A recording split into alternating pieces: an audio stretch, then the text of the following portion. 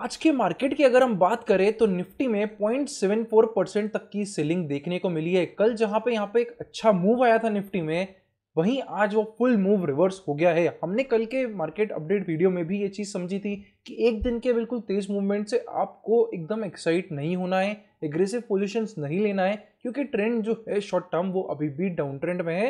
एक follow move की हमने बात करी थी जो कि बहुत इंपॉर्टेंट हो जाता है, वो हमें आज देखने को नहीं मिला। मिड कैप्स और स्मॉल कैप्स की बात करें तो यहाँ पे भी अच्छी सेलिंग आज 0.17% और 0.32% की देखने को मिली है। बट यहाँ पे अगर हम आज सेक्टर की बात करें कि कौन से सेक्टर में सबसे ज्यादा हमें सेलिंग देखने को मिली, तो वो है निफ्टी आईटी। आईटी कंपनीज में ओवरऑल 1.26% नेगेटिव क्लोजिंग हुई है इंडेक्स बेसिस पे। हमने लास्ट वीडियो में ही ये भी डिस्कस करा था कि निफ्टी आईटी जो है वो ना ही बहुत बुलिश है ना ही बेरिश है, एक साइडवेज मूवमेंट में अभी चल रहा है, जहां पे आपको 15-20 दिन ऊपर और फिर 8-10 दिन 15 दिन का करेक्शन दिख रहा है, तो वो ध्यान रखिएगा। दूसरे सेक्टर की बात करें तो ऑटो 0.86% नेगेटिव क्लोज हुआ, बैंक निफ्टी 0.76% नेगेटिव क्लोज हुआ। ओवरऑल सारे सेक्टर ही आज ऑलमोस्ट नेगेटिव क्लोज हुए हैं। बात करते हैं हम तीन इंपॉर्टेंट स्टॉक्स की, काफी इंपॉर्टेंट न्यूज उसमें हमें आज देखने को मिली है। आज के जो हीरोज रहे हैं वो है रेलवे स्टॉक्स। रेलवे सेक्टर में एक बहुत बड़ा ऑर्डर जो पेंडिंग था वो था वंदे भारत का। अराउंड 35 इयर्स मेंटेनेंस का कॉन्ट्रैक्ट, एक प्रीमियम ट्रेन, राजधानी से भी ज्यादा प्रीमियम ट्रेन बनाने का ऑब्जेक्टिव। यहाँ पे काफी सारे इंडियन एंटिटीज प्लेयर्स थे जो इन्वॉल्व थे, और फाइनली जो कॉन्ट्रैक्ट किस किस को मिले हैं ये न्यूज बाहर आई है, और इसी के कारण आज रेलवे स्टॉक्स में बहुत तेजी देखने को मिली है। चलिए सबसे पहले कंपनी के बारे में बात करते हैं, वो है आरवीएनएल, रेल विकास निगम लिमिटेड। आरवीएनएल ने अपने एक रशियन पार्टनर के साथ सबसे लोएस्ट बिड जीती है इस पर्टिकुलर ऑर्डर में, और अराउंड 120 ट्रेन्स का ऑर्डर मिला है मैन्युफैक्चर करने का, साथ में 35 इयर्स मेंटेनेंस का कॉन्ट्रैक्ट भी। ओवरऑल जो ये ऑर्डर है वो है अराउंड 58,000 करोड़ का, जो कि इस एंटिटी को मिला है। तो एक काफ़ी पॉजिटिव न्यूज़ मार्केट ने इसको ली है, और एक्चुअली में बहुत बड़ा ऑर्डर भी है। इसी के कारण आरवीएनएल में आज हमें 12% तक का जंप इधर देखने को मिला। बात करें अगर हम आरवीएनएल की, तो एक रेलवे कंस्ट्रक्शन सेक्टर को बिलोंग करती है। मार्केट कैप जो है वो 13,692 करोड़ के पास का है। ओवरऑल प्राइस अर्निंग रेशो की बात करें तो 9.5 के पी मल्टीपल पे कंपनी ट्रेड करती है। ओवरऑल अगर हम नेट सेल्स देखें कंपनी की, तो नेट सेल्स काफ़ी पॉजिटिव है। ईयर ऑन ईयर सिर्फ एक अपवर्ड ट्रैजेक्टरी पे दिखती है। जो करीब 3,400 करोड़ की सेल्स थी वो अभी ऑलमोस्ट 6.5 to 7 टाइम्स हो गई है कुछ 7-8 ईयर्स में। तो काफ़ी तेज़ी से जो कंपनी की सेल्स है वो ग्रो हो रही है। उसके बाद अगर हम प्रॉफिट देखें तो कंपनी की प्रॉफिटेबिलिटी भी बहुत अच्छे से तेज़ी से ग्रो हो रही है। 323 करोड़ से प्रॉफिट ऑलमोस्ट 4 टाइम्स हो गया है पिछले 7-8 साल में। और रेलवे का जो सेक्टर है, ये सेक्टर एक एक्सपांडिंग सेक्टर में बिलोंग करता है। काफ़ी नए इन्वेस्टमेंट सेक्टर में हो रहे हैं, तो कंपनी फंडामेंटली भी एक ग्रोथ ट्रेजेक्टरी पे लगती है। आरवीएनएल का अगर हम स्टॉक देखें तो ये एक पर्टिकुलर रेंज में करंटली मूव हो रहा है, जहां पे एक की सपोर्ट है जो कि अराउंड 56-55 लेवल्स के आसपास का है, और एक की रेजिस्टेंस है वो है अराउंड 80-83 लेवल्स का। तो यहाँ पे आरवीएनएल एक साइडवेज मोमेंटम में करंटली दिखता है। अगर हमें इस पर्टिकुलर लेवल के ऊपर स्टॉक जाता हुआ दिखता है तो यहाँ से टेक्निकली भी एक ब्रेकआउट हो जाएगा। बात करते हैं अब हम सेकेंड कंपनी के बारे में। सेकेंड कंपनी की बात करें तो वो है तीतागरा वेगन्स लिमिटेड।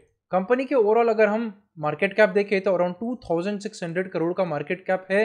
रेलवे सेक्टर में बिलोंग करती है, और अराउंड 46 का करंट पीई मल्टीपल है। अब ये पीई मल्टीपल आपको आरवीएनएल के कंपैरिजन में जरूर ज्यादा दिखेगा, पर हम बात करते हैं अभी और इसके फाइनेंशियल्स के बारे में, जहां पे हमें समझ में आएगा कि क्या है इतने हाई पीई मल्टीपल का कारण। कंपनी की सेल्स ग्रोथ अगर हम देखें तो कुछ ऐसी खास नहीं है ओवर द पीरियड। 2014, 15, 16 में अच्छी ग्रोथ हुई थी, बट अगर आप ये एरिया देखेंगे 2017 से 2022 का, एक तरीके से कंपनी पर्टिकुलर रेंज में ओवरऑल सेल्स थी वो स्टक हो गई थी। यहाँ पे कुछ भी सेल्स ग्रोथ इस पर्टिकुलर 4-5 साल में नहीं देखने को मिली। बट अगर हम करंट ईयर देखें तो यहाँ पर बहुत अच्छी सेल्स ग्रोथ वापस आती हुई दिखती है, और यही चीज़ हमको बताती है कि रेलवे में ऑर्डर्स इतनी तेज़ी से आ रहे हैं, तो उसके कारण सब कंपनीज को यहाँ पे बेनिफिट हो रहा है। साथ में अगर हम इसकी प्रॉफिट ग्रोथ भी देखें, क्योंकि वो एक इंपॉर्टेंट चीज़ है जो आपको यहाँ समझनी है। प्रॉफिट ग्रोथ देखिएगा कंपनी का, ओवर द पीरियड कंपनी ने कुछ प्रॉफिट नहीं कमाया है। अगर हम 2014 से देखें तो यहाँ पे लॉस, यहाँ पे लॉस, यहाँ पे लॉस। 2017 में वन ऑफ एक साल प्रॉफिट जरूर आ गया, बट फिर से ये पूरी रेंज में हमें सिर्फ और सिर्फ नुकसान ही देखने को मिला। अब अगर हम इस ईयर देखें तो कंपनी हाईएस्ट एवर प्रॉफिट जो है वो बनाने की तरफ जा रही है पिछले 8 ईयर्स का। तो एक तरीके से कंपनी यहाँ फंडामेंटली ब्रेकआउट करती हुई दिखती है। अगर हम चार्ट पे बात करें कंपनी किस तरीके से फ्लो हो रही है, तो ये है तीतागरा वीगन्स लिमिटेड का चार्ट। अगर हम देखें तो 183 लेवल्स पे एक की सपोर्ट जोन आता है। आज काफी अच्छा ओवरऑल बाइंग कंपनी में हुआ। आप यहाँ पे प्राइस देखिए, वॉल्यूम देखिए, कितनी huge volumes I, but market overall जो है इतनी स्ट्रेंथ नहीं है जैसा हम रोज डिस्कस कर रहे हैं। इसके कारण एक फुल रिवर्सल हमें यहाँ पे देखने को मिला। एक ऑल टाइम हाई का जो लेवल बनता है स्टॉक में वो बन जाता है अराउंड 237 के लेवल्स के आसपास का। इसके ऊपर अगर स्टॉक जाता है और मार्केट सपोर्ट करता है तो स्टॉक में एक अच्छी तेजी देखने को मिल सकती है। थर्ड स्टॉक की हम बात करें तो भारत हेवी इलेक्ट्रिकल्स लिमिटेड। देखिए कंपनी डायरेक्टली तो रेलवे सेक्टर में नहीं आती है, बट उसमें घुसने की कोशिश पूरी कर रही है। कंपनी का मार्केट कैप जो है वो अराउंड 26,000 का करोड़ है। रिसेंटली में ये जो वंदे भारत का ऑर्डर मिला है, ये TWR और भेल दोनों को साथ में मिला है। दोनों को साथ में मिलकर करना है एक जॉइंट वेंचर के थ्रू। तो यहाँ पे भेल भी एक रेलवे में जो अपकमिंग अपॉर्चुनिटी आ रही है जो उसको दिख रही है उसको कैपिटलाइज करने की कोशिश कर रही है। प्राइस अर्निंग रेशो की बात करें तो 33.42 रहा है, मिड कैप कैटेगरी को बिलोंग करती है। अब हम इसके थोड़े फाइनेंशियल्स के बारे में भी बात कर लेते हैं। कंपनी के प्रॉफिट एंड लॉस अकाउंट में जाते हैं। अगर यहाँ पे आप सेल्स ग्रोथ देखेंगे पिछले 8 साल में, तो कंपनी में कुछ भी सेल्स ग्रोथ नहीं आई है। देखिए कंपनी प्रीडोमिनेंटली पावर सेक्टर में बिलोंग करती है, थर्मल पावर साइड में कंपनी करती है। थर्मल पावर में ओवरऑल ही पिछले 8-10 साल में कंपनी को सिर्फ और सिर्फ नुकसान ही करा है, कुछ बहुत खास ग्रोथ नहीं आई है, एक चैलेंजिंग सेक्टर ही रहा है। अब हम बात करते हैं प्रॉफिट ग्रोथ की कि क्या रहा कंपनी का प्रॉफिट ग्रोथ। अब जैसे मैंने आपको बताया कि एक चैलेंजिंग सेक्टर रहा है, वही हमें कुछ यहाँ पे दिखता है। कंपनी ने कुछ भी ग्रोथ नहीं करी। 2014 में जो प्रॉफिट बना था उसके आसपास भी हमें अभी तक कंपनी नहीं दिखती है, नुकसान हो रहा है, बहुत ही इरेटिक प्रॉफिट ग्रोथ है। तो यहाँ पर कंपनी के फंडामेंटल्स इतने अच्छे नहीं हैं अभी तक।